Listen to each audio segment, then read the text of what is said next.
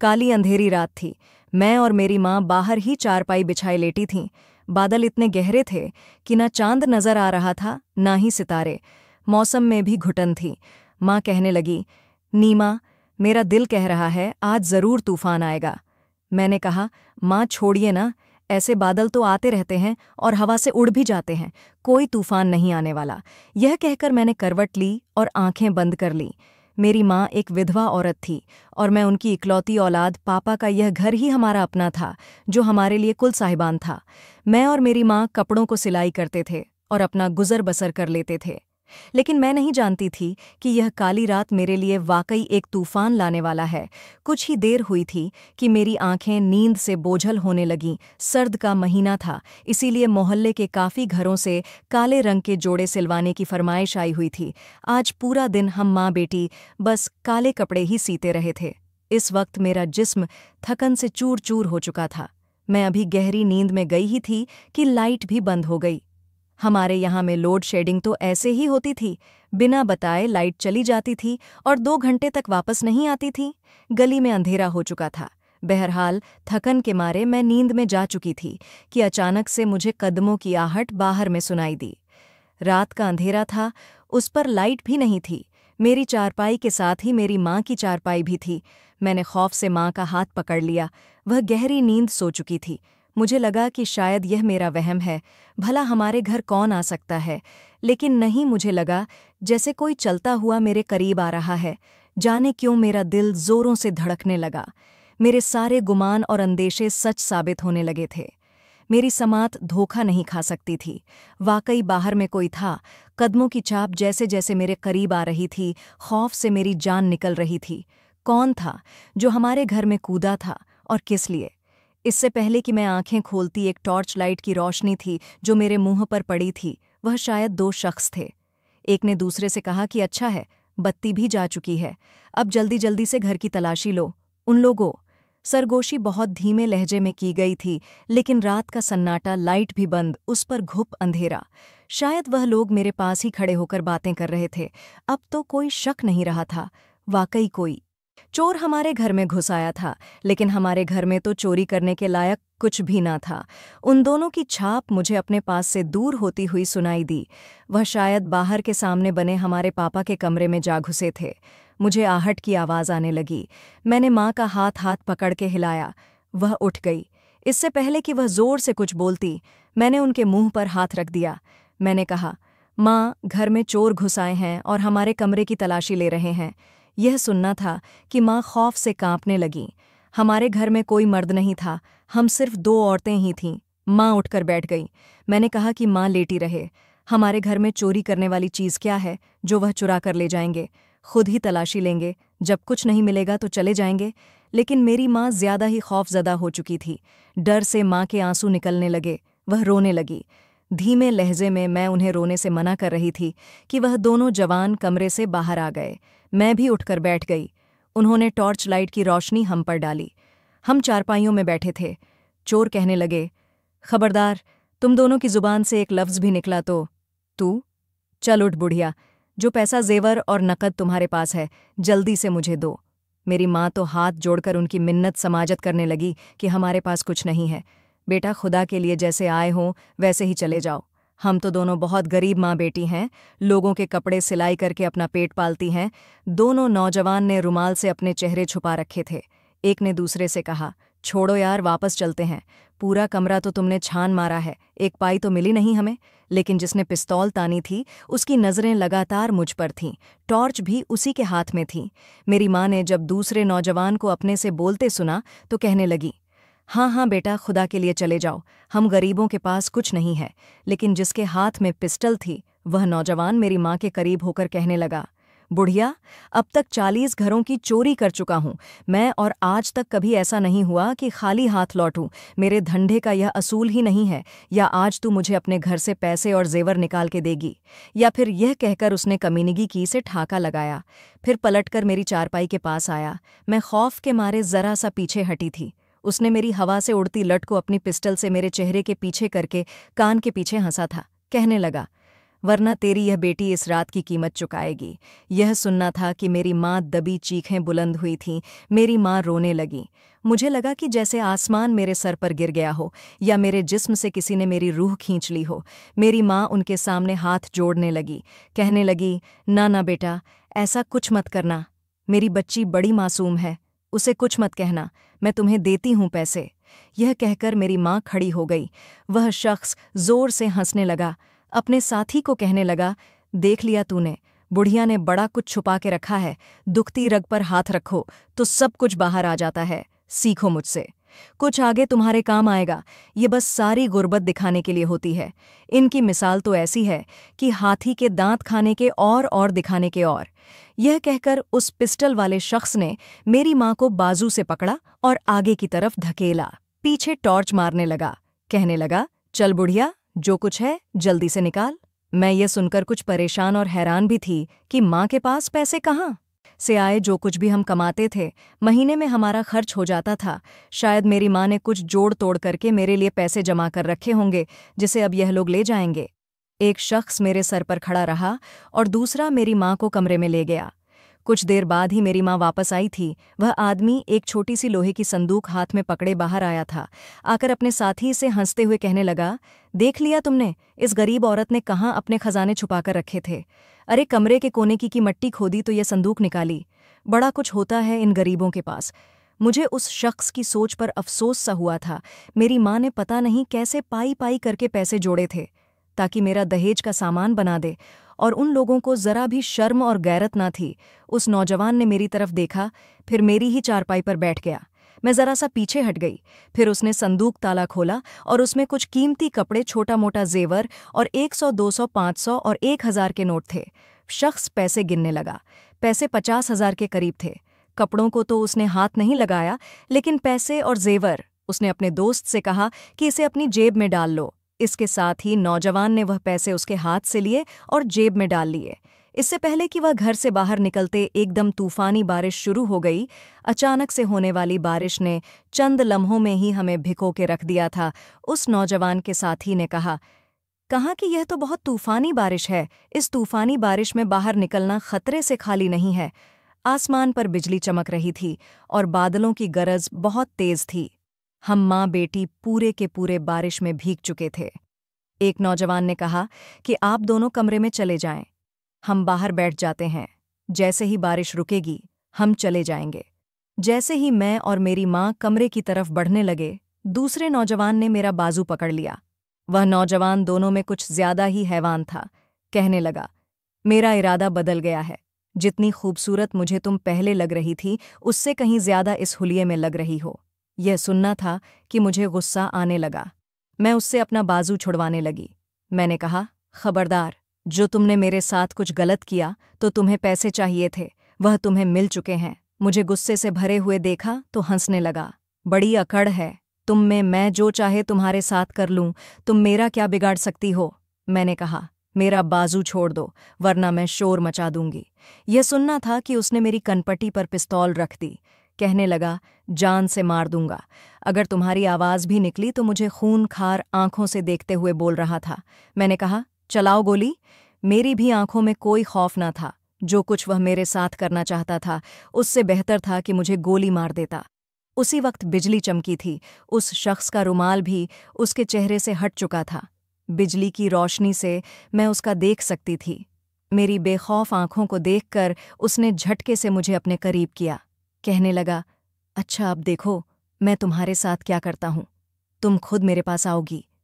मेरी माँ रोने पीटने लगी, हाथ जोड़कर उसकी मिन्नत समाजत करने लगी कि मेरी बेटी को कुछ मत करना, यह मेरी जिंदगी का एकमात्र सहारा है। तुम्हें जो चाहिए था मैं तुम्हें दे चुकी हूँ। मेरी जिंदगी की सारी जमा पूंजी तुम ले चुके हो। खुदा के लिए मेरी बच्ची को माफ़ कर दो। अगर तुम्हें इसकी कोई बात बुरी लगी है तो मैं तुमसे इसकी माफ़ी मांगती हूँ। उस शख्स ने मेरा बाजू छोड़ा और पीछे पीछे हटकर मेरी माँ के पास चला गया और पिस्टल मेरी माँ की कनपटी पर रख दी। कहने लगा, या तो तुम मेरी ख्वाहिश पूरी करोगी या फिर अपनी माँ का मुर्दा वजूद देखोगी। बोलो लड़की, क्या मंजूर है तुम्हें बिना शोर शराबा किए? अगर तुम कमरे में चली गई तो तुम्हारी माँ की सांसें बच जाएंगी, वरना जहाँ मैंने 3 कत्ल किए हैं, चौथा तुम्हारी माँ का कर दूंगा। मैं पत्थर की हो चुकी थी। मेरी माँ कहने लगी कि इसकी बात मत मानना बेटी, जो रुसवाई यह तुम्हें देना चाहता है उससे बेहतर है कि मैं मर जाऊं। खुदा के लिए इसकी बात मत मानना। मैं 10 साल की थी जब मेरे पापा का मौत हुआ था। मेरी माँ ने बड़ी तकलीफ़ों से मुझे पाला था। खुद फाके काटती थी लेकिन मुझे खिलाती थी। मैं नहीं जानती थी कि ज़िंदगी में मुझ पर ऐसा भी मकाम आ सकता है। मुझे अपनी माँ के एहसान का बदला यूं देना पड़ेगा। मैंने कहा, मुझे तुम्हारी हर बात मंजूर है, मेरी माँ को कुछ मत कहना। वह शायद जानता था कि मैं इनकार नहीं करूंगी, इसलिए जोर जोर से हंसने लगा। कहने लगा, बस निकल गई सारी अकड़। यह कहकर उसने मेरी माँ के सर से पिस्तौल हटाई और मुझे कमरे में ले गया। चंद घंटे बाद ही वह लोग जा चुके थे। रात की काली छाया मेरी इज्जत को भी दागदार कर चुकी थी, लेकिन मेरी आंखों से एक आंसू नहीं टपका था। मुझे लगा मैं बेजान हो चुकी हूँ, पत्थर की बन चुकी हूँ। मेरी माँ मुझे साथ लगाए फूट फूट कर रो रही थी। कह रही थी कि अगर मुझे पता होता कि तुम्हें मेरी जिंदगी की यह कीमत चुकानी पड़ेगी तो मैं मर जाती। मैंने कोई जवाब नहीं दिया। मुझे लगा जैसे मेरे पास अल्फाज ही ख़त्म हो चुके हों। मैंने उस शख्स का चेहरा बस एक ही बार देखा था, जब बिजली की चमक उसके चेहरे पर पड़ी थी, लेकिन मुझे लगा कि जैसे उसका चेहरा मेरे दिमाग में छप सा गया है। मेरे होंठ खामोश थे, आंखें पत्थर की हो चुकी थीं, लेकिन मेरा दिल, मेरा ज़मीर अंदर से धड़े मार मार कर रो रहा था। मेरे दिल से उस शख्स के लिए बददुआ निकल रही थी। काली रात का अंधेरा तो सुबह के सूरज ने रोशनी में बदल दिया था, लेकिन मेरी किस्मत की काली शायद कभी नहीं मिट सकती थी। लेकिन मेरे पास मेरी माँ के अलावा और कोई न था। सुबह मेरी माँ बुखार से तप रही थी और लगातार रोए जा रही थी। मैंने कहा, खुदा के लिए माँ क्यों अपने पर जुल्म कर रही है? जो कुछ हुआ उसे बुरा ख्वाब समझकर भूल जाएं। अंदर से टूट तो मैं भी चुकी थी, लेकिन अगर अपनी माँ को हौसला ना देती तो शायद वह मर जाती। कुछ हम पर बीता था। वह गम कुछ कम तो ना था, लेकिन मेरी माँ को पता नहीं कौन सा गम खाए जा रहा था। कहने लगी कि नहीं, मैं जीना ही नहीं चाहती, मुझसे यह जिल्लत बर्दाश्त नहीं हो सकती। मैंने कहा, यूं मत कहे, मैं किसके सहारे जीऊंगी? बहरहाल वक्त हर गम का मरहम होता है। चंद दिन गुजरने के बाद मेरी माँ रो धोकर संभल गई, लेकिन शायद यह आजमाइश का सिलसिला था जो ख़त्म होने के बजाय हमारे लिए बढ़ता ही जा रहा था। हमने दोबारा से सिलाई शुरू कर दी और इस बात का जिक्र कभी किसी से नहीं किया कि हम पर वह रात कैसी कयामत बनके टूटी थी। अभी 1 माह ही गुजरा था कि मेरी तबीयत खराब होने लगी। मेरा सर चकराने लगा, जी मत लाने लगा। यह सब देखकर तो मेरी माँ के होश उठ गए। माँ मुझे किसी भी डॉक्टर के पास लेकर नहीं गई थी। घर पर ही इस बात की तसल्ली की और वही खबर निकली जिसका डर था। मैं पेट से हो चुकी थी। मेरी माँ फूट फूट कर रोने लगी, ढाड़ मारने लगी, कहने लगी कि अब यह बात किसी से भी छुपी नहीं रहेगी। मैंने कहा, माँ मेरा अबॉर्शन करवा दें। वह कहने लगी कि हॉस्पिटलों में आजकल बड़ी सख्ती है, डॉक्टर कभी भी यह काम नहीं करेगी। अगर मान भी गई तो बहुत पैसे मांगेगी और मेरे पास इतने पैसे देने के लिए नहीं है। मुझे अपने वजूद से घिन आने लगी थी, नफरत सी होने लगी थी। मैं तो अब तक उस शख्स का चेहरा तक नहीं भूली थी, चाह कर भी नहीं भूली थी, और उस पर सितम यह कि उसी के नाजायज़ बच्चे की माँ बनने वाली थी। बहरहाल घरेलू जितने भी टोटके थे मेरी माँ ने कर लिए थे कि शायद यह बच्चा जाया हो जाए, लेकिन हर बार नाकाम था। उन्हीं दिनों मोहल्ले की एक पड़ोसन हमारे घर आ गई। माँ ने उसे मेरे लिए एक मुनासिब रिश्ते का बहुत पहले से कह रखा था। वह मेरी माँ से कहने लगी कि मेरे पास एक रिश्ता है, वह शख्स बहुत नेक है, लेकिन उसकी कमाई अच्छी नहीं है। कहो तो तुम्हारी बेटी के लिए बात करूं। मेरी माँ ने इससे ज्यादा कुछ सुना ही नहीं और फौरन से हामी भर दी। वह कहने लगी कि उसके लिए शादी 8 दिन में चाहिए। मेरी माँ ने इस बात पर भी ऐतराज़ नहीं किया और मैं अपनी माँ की शक्ल देखने लगी। उस औरत के जाते ही मैंने कहा कि माँ, आप जानती हैं मैं किस हालत में हूँ। माँ कहने लगी कि मेरे पास कोई दूसरा रास्ता नहीं है। तुम्हारा गुनाह छुपाने के लिए तुम्हारी शादी हो गई तो किसी को भी कुछ खबर नहीं होगी और इस बच्चे को भी बाप मिल जाएगा। शायद ऊपर वाले ने यूं ही पर्दा डालना हो, इसीलिए तुम शादी से इनकार मत करो। मैं भी चुप हो गई। 8 दिन बाद मैं दुल्हन बनी बैठी अपने कमरे में थी, जब होने वाले पति आए और हमारी शादी हो गई। फिर मेरी माँ ने मुझ पर बड़ी सी चादर ओढ़ा दी और मैं अपने घर से अपने पति के साथ विदा होकर उसके घर आ गई। लेकिन मेरे दिल में बहुत खौफ था। हो सकता है वह मेरी सच्चाई को जान जाए, फिर तो शायद वह धक्के देकर मुझे अपने घर से निकाल देगा। लेकिन जैसे ही टैक्सी एक घर के सामने खड़ी हुई, घर के बाहर ताला लगा हुआ था। मैं तो यह भी नहीं जानती थी कि जिससे मेरी शादी हुई है उसके घर में कितने लोग हैं और कौन कौन है, और ना ही मैंने अभी तक अपने पति को देखा था। उसने घर का ताला खोला, कहने लगा कि मैं अकेला ही घर पर रहता हूँ। मैं उसकी हमराही में उसके घर में दाखिल हो गई, उसके कमरे में गई। उसने मुझे बेड पर बिठाया और कमरे का दरवाज़ा बंद कर दिया। मैं कमरे में बैठी सोच रही थी कि मैं झूठ से अपनी जिंदगी की शुरुआत नहीं करूंगी। मेरा पति मेरे सामने बैठ गया। मैं सोच चुकी थी कि एक कड़वा घूंट भर लेना ज्यादा बेहतर है, लेकिन हो सकता है कि वह मेरी तकलीफ और मजबूरी को समझ सके। जैसे ही उसने मेरी चादर का घूंघट पीछे किया, उसे देखकर तो मेरा रंग पीला हो गया था। जितनी हैरत से मैं उसे देख रही थी, उतनी ही हैरत से वह भी मुझे देख रहा था। वह मेरे बाप की उम्र का शख्स था, 50 के लगभग उसकी उम्र थी। वह फौरन से कुछ पीछे को हटा था, कहने लगा, तुम तो बहुत कम उम्र सी लड़की हो। मैंने तो उस रिश्ते वाली औरत से कहा था कि कोई बेसहारा औरत हो तो बताना, मेरी बीवी को मरे 2 साल हो चुके हैं। मुझे तो एक समझदार औरत की ज़रूरत थी जो मेरा घर भी संभाल सकती और खाने पीने का इंतज़ाम करती। मुझे नहीं पता था कि उसने एक लड़की की जिंदगी बर्बाद कर दी है। मुझे माफ़ करना। अगर मुझे पता होता कि वह औरत तुम जैसी कम उम्र लड़की को मेरे साथ ब्याह देगी, तो मैं कभी भी तुमसे शादी ना करता।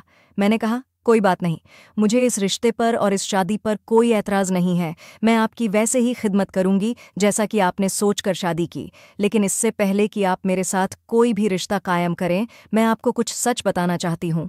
मेरी बात अभी यहीं तक पहुंची थी कि बाहर मेन गेट का दरवाज़ा बड़ी जोर से बंद होने की आवाज़ आई। मेरा पति चौंक सा गया, फिर घड़ी की तरफ देखा, फिर उनके चेहरे के हालात बिगड़ने लगे।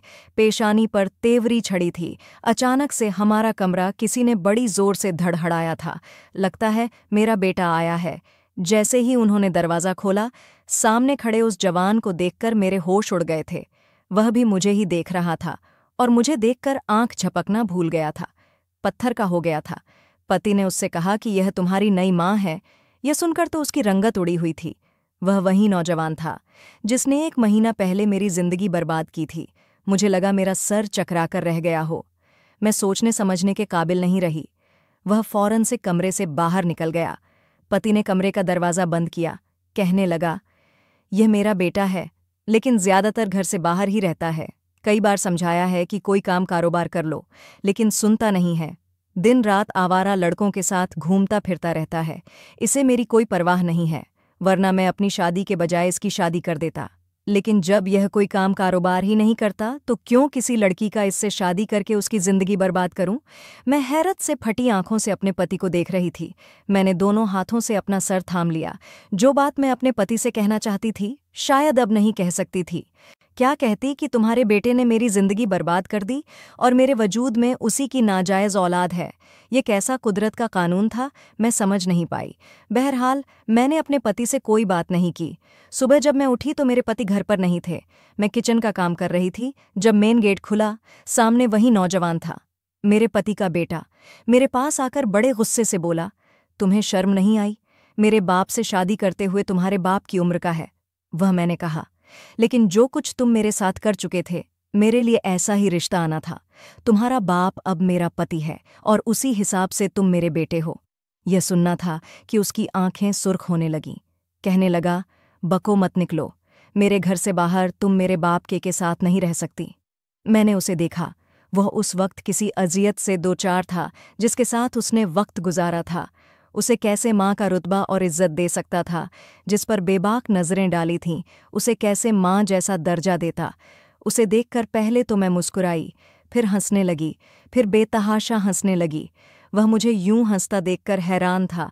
मैंने कहा कि कल रात तक मैं यही सोच रही थी कि ऊपर वाले ने मेरे साथ ऐसा क्यों किया।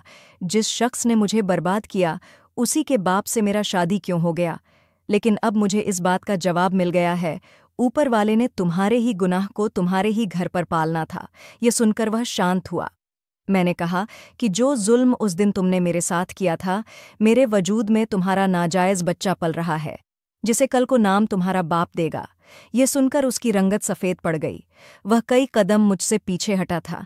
मैंने कहा कि यह तुम्हारी भी सज़ा है कि तुम अपनी ही औलाद को अपना बहन भाई कहोगे, और मैं दुआ करती हूँ कि तुम्हारी बेटी हो, और जो जुल्म तुमने मेरे साथ किया है, कल को वह तुम्हारी बेटी के साथ भी भगवान के लिए चुप हो जाओ।